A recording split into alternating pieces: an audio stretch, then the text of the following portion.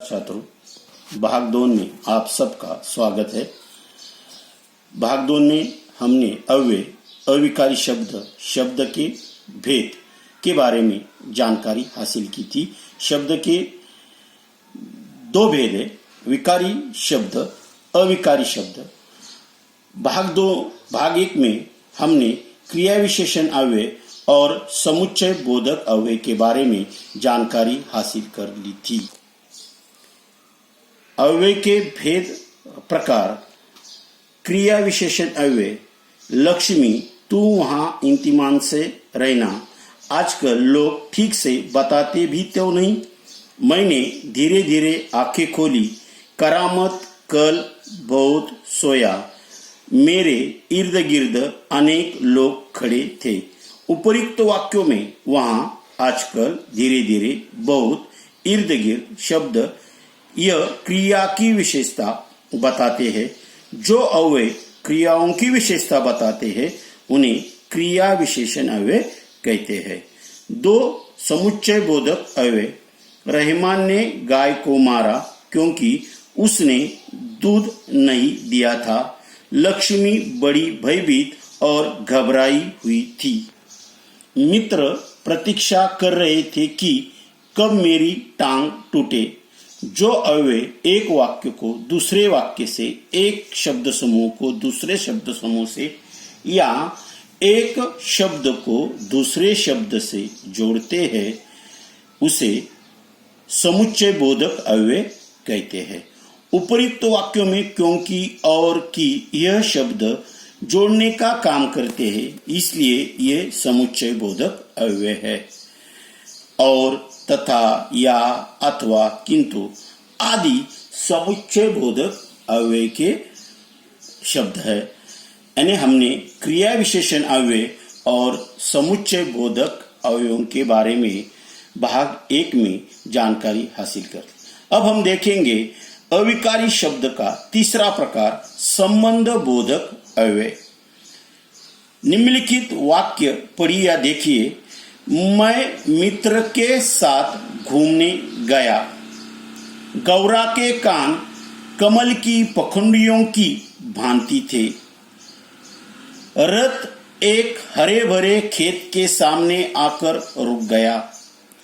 हमारी कक्षा के बाहर सुंदर फूल सजे हैं।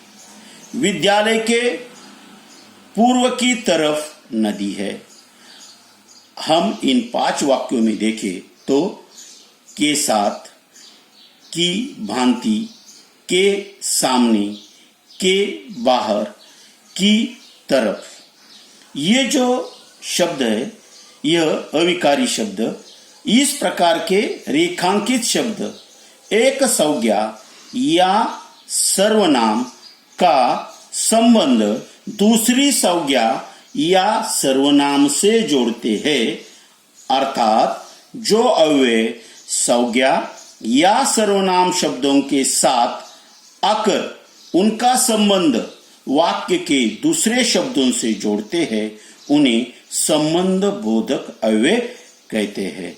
मतलब जो अव्यय संज्ञा या सर्वनाम शब्दों के साथ आती है और उनका संबंध वाक्य के दूसरे शब्दों से जोड़ने का काम यहाँ पर करती है उन्हें संबंध बोधक अव्यय कहते हैं। जैसे मित्र के साथ, पकड़ियों की भांति, खेत के सामने, कक्षा के बाहर, विद्यालय के पूर्व की तरफ। अगर हमने देखा तो ये शब्द संज्ञा या सर्वनाम शब्दों के साथ आकर उनका संबंध वाक्य के दूसरे शब्दों के साथ जोड़ते हैं, इसलिए इन्हें संबंध बोधक अव्यय कहते हैं। संबंध बोधक अव्यय के अथवा की प्रत्यय लगता है। के साथ, के सामने, की भांति आदि। मतलब संबंध बोधक अव्यय अगर हम पहचाना है तो के, की,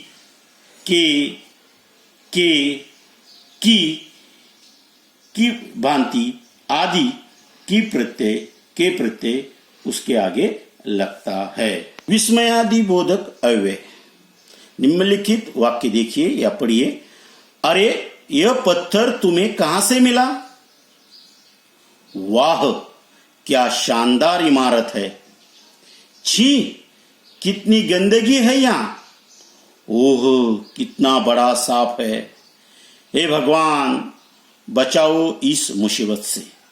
अगर ये हमने वाक्य देखे तो अरे, वाह, छी, ओह, हे भगवान, इन शब्दों की ओर अगर आप देखें तो ये शब्द अविकारी शब्द है, लिंग वचन, कारक के अनुसार या काल के अनुसार इसमें इन शब्दों में कोई बदलाव नहीं आता। यानी विस्मय, प्रशंसा, घृणा, प्रेम, शोक, चेतावनी आदि भावों को प्रकट करने वाले अवयवों को विस्मयादि कहते हैं। यानी जहां पर आप आश्चर्य व्यक्त करते हैं, किसी की प्रशंसा या स्तुति करते हैं, जहां आप घृणा देखते हैं, जहां प्रेम का भाव दिखाई देता है, जहां शोक दिखाई देता है, कहीं आपको चेतावनी दी जाती है, तब यह भावों को प्रकट करने वाले अरे, वाह, छी, ओह, हे भगवान, ये शब्द ये अवयवों की विस्मयादि बोधक अव्यय है। यानी विस्मयादि बोधक का ये जो चिन्ह दिखाई दिया है, इस चिन्ह की ओर अगर आप देखें तो आपको पता चलेगा कि ये शब्द क्या है, विस्मयादि बोधक अव्यय है। परीक्षा के दृष्टि से हम अब देखने वाले हैं कि हमने क्रिया विशेषण अव्यय, समुच्चय बोधक अव्यय, संबंध सूचक अव्यय और विस्मयादि बोधक अवयवों के बारे में जानकारी हासिल की। परीक्षा में आपको निम्नलिखित अवयवों का वाक्यों में प्रयोग कीजिए, जैसे आज, की ओर, किंतु, के सामने, हे राम। ये जो शब्द है, यह अवयव शब्द आपको दिया जाता है और उसका आपको वाक्यों में इस प्रकार प्रयोग करना पड़ता है। आज कौन सी परिभाषा है? की ओर, आकाश की ओर देखे, किंतु वह गया तो जल्दी था किंतु समय पर नहीं पहुंचा। के सामने, एक टैक्सी कमरे के सामने आकर रुकी। हे राम, वह सड़क दुर्घटना में मारा गया। यानी हमने आज क्रिया विशेषण अव्यय, समुच्चय बोधक अव्यय, संबंध बोधक अव्यय और विस्मयादि बोधक अवयवों की जानकारी हासिल की और अवयवों का वाक्यों में किस प्रकार प्रयोग किया, इसकी भी जानकारी हमने यहाँ पर हासिल की।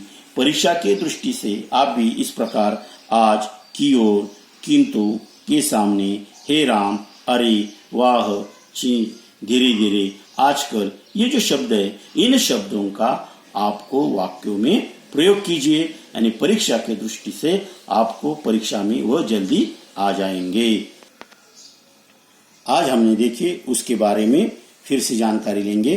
संबंध बोधक अव्यय, के साथ, की भांति, के सामने, के बाहर, की तरफ, ये जो शब्द है, अव्यय है, यह अव्यय अगर आपने देखा तो मित्र के साथ घूमने गया, गौरा के कान कमल की पखड़ियों की भांति थे, रथ एक हरे भरे खेत के सामने आकर रुक गया, हमारी कक्षा के बाहर सुंदर फूल सजे हैं, विद्यालय की पूर्व की तरफ नदी है। तो संबंध बोधक अव्यय जो है वह अव्यय संज्ञा या सर्वनाम शब्दों के साथ आकर उनका संबंध वाक्य के दूसरे शब्दों से जोड़ते हैं, उन्हें संबंध बोधक अव्यय कहते हैं। संबंध बोधक अव्यय के आगे के और की प्रत्यय आता है। विस्मयादि बोधक अव्यय अगर आपने देखे तो अरे, वाह, छी, ओह, हे भगवान, ये जो शब्द है, यह शब्द विस्मय, प्रशंसा, घृणा, प्रेम, शोक, चेतावनी आदि भावों को प्रकट करने वाले अवयवों को विस्मयादि बोधक अव्यय कहते हैं।